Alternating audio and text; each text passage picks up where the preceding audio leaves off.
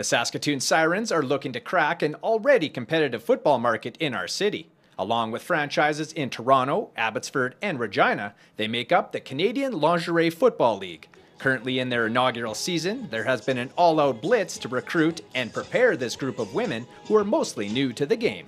I have zero football background. I do have lots of competitive sport background.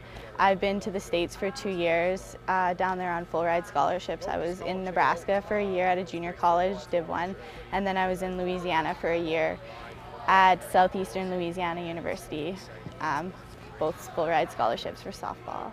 Head coach Chris Lambiris is a former Husky who brings sideline experience from the CJFL's Okanagan Sun. He says what his players might have lacked in football knowledge was made up for on the field with their athleticism.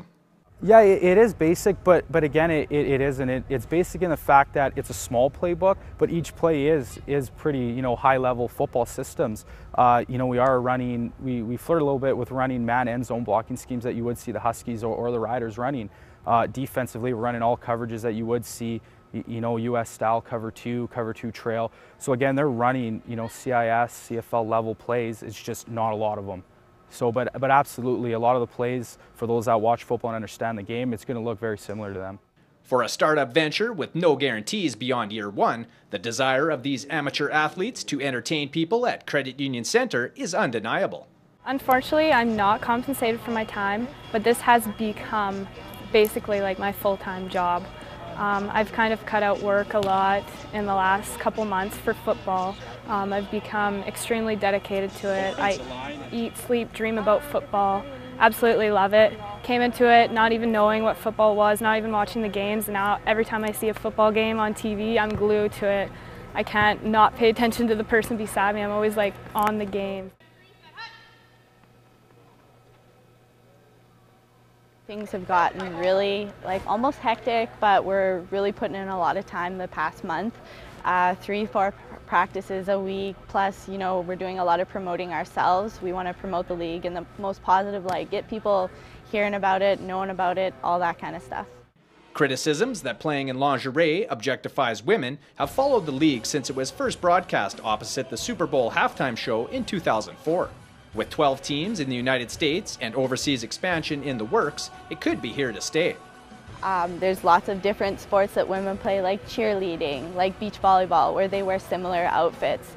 So I don't think there should be any negativity towards that, and I don't find that any of the girls here have any problem with it. We're all confident, we're all competitive, we're all athletes, we're here to play a game. They may have opposing philosophies on uniforms, but the Sirens are hoping for immediate success like that of the Saskatoon Valkyries. We're here #1 to win. We want to be the best team in the league, and that's why you play sports, right? To be competitive. But by winning, obviously, it's going to create an entertaining night, and it's going to be better for the fans. Obviously, we want Saskatoon to win. We want to put Saskatoon on the map. Got lots of successful football teams in town, and we want to carry that tradition of winning with the Sirens.